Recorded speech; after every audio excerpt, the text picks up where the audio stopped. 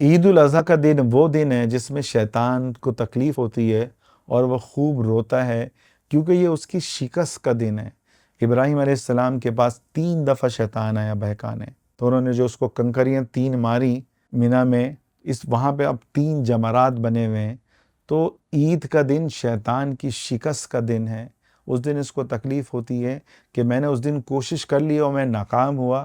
آج وہی عمل جو ابراہیم علیہ السلام کر رہے تھے، اللہ کے نبی صلی اللہ علیہ وسلم نے حکم دیا، قرآن میں حکم نازل ہو گیا، تو اب لاکھوں لوگ یہ عمل کرتے ہیں، تو شیطان کو ذلت محسوس ہوتی ہے اور شیطان کو غصہ آتا ہے کہ میں ابراہیم علیہ السلام کو کیوں نہیں روک سکا۔ میرے عزیزوں، ذوالحجہ کے جو شروع کے 10 دن ہیں اتنے قیمتی ہیں۔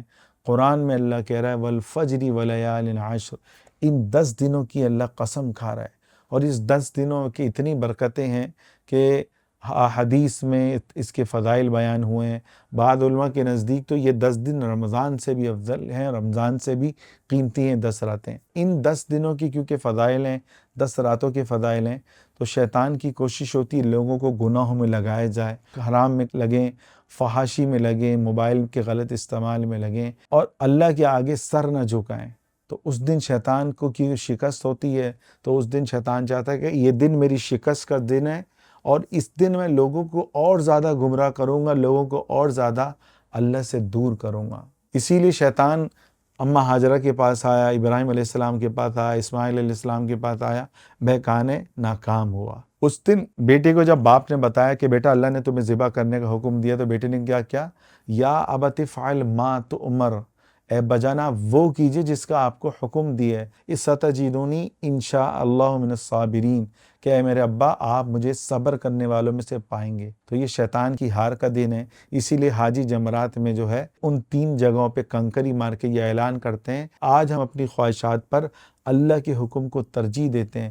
لیکن افسوس آج شیطان نے ایک نیا راستہ نکال لیا۔ قربانی والے دن جو عبادت کا دن ہے، شیطان کی ذلت کا دن ہے، شیطان نے دکھاوے میں قربانی کو بدل دیا، سوشل میڈیا کی ریل میں بدل دیا، قیمتوں کی دوڑ میں بدل دیا۔ تو کوشش کریں دکھاوے سے بچیں، سوشل میڈیا کی ریل سے بچیں۔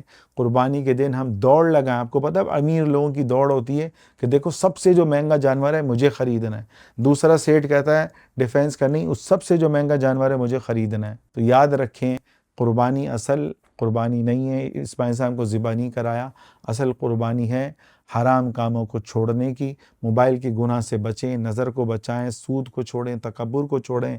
تو مختصر یہ کہ یہ دن صرف گوشت کا تہوار نہیں ہے، شیطان کے خلاف اعلان جنگ ہے، اور غور کریے گا ان دنوں میں کہ آپ شیطان کے خلاف اعلان جنگ کر رہے ہیں یا پھر آپ شیطان کو خوش کر کے اللہ کو ناراض کر رہے ہیں۔